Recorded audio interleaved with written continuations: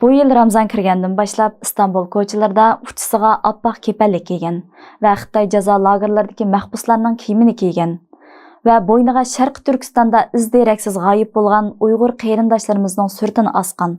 Putqo'llari og'ir temir keshallar bilan kishanlangan 2 yosh shu joydagi ommaning diqqatini tortdi. Bu muqaddas ayda pijig'im issiqda hardim taldim demay, vatandagi qarindoshlarimizning ovozini anglitishga tirishayotgan, shu mazlum xalqimiz uchun duo talab qilayotgan bu fidoyilarimiz kimlar? Ularning bu fidokorligiga sabab bo'lgan omil zodi nima? Qanamsiz diqqatinglar ekranimizda bo'lsin. Assalomu alaykum aziz Sharq Turkistonlik musulmon qarindoshlarim. Hammanglarga Allohning go'zal salomlari va rahmati bo'lsin. Qarindoshlarim, biz chet ellarga chiqqandan buyon hozirga qadar Sharq Turkistonlik musulmonlarni qutqarish uchun hech nima qilmadik. O'zimizning tashkilotlardan, olimlardan umid tutib, ular bizni yetaklar cho'qim ular musulmonlarni qutqardik, ammo hech nima ish qilmadik.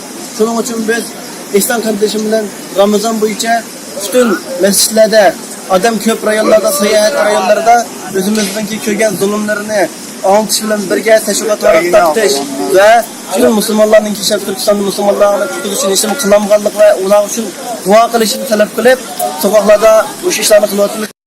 Anvarjon, Ehson ismli bu ikki fidoyilarimiz Ramazonning tunji kundan boshlab Istanbuldagi Sultan Ahmad, Aminuni, Fatih, Ayib Sultan, Chamlija, Baxchilavlar qatorliq joylardagi jamilarning oldi yoki kishilar ko'p o'tadigan cho'ng maydon ko'chalarda Xitoyga bo'lgan noroziligini yuqorqidagi usullar bilan davomlashtirmoqda. Vatan davosini qo'limizdan kelgan shaklda yashayotgan davlatlarimizdagi ommaga anglatish muajiratdagi har bir Uyg'urning bosh tortib bo'lmaydigan majburiyati.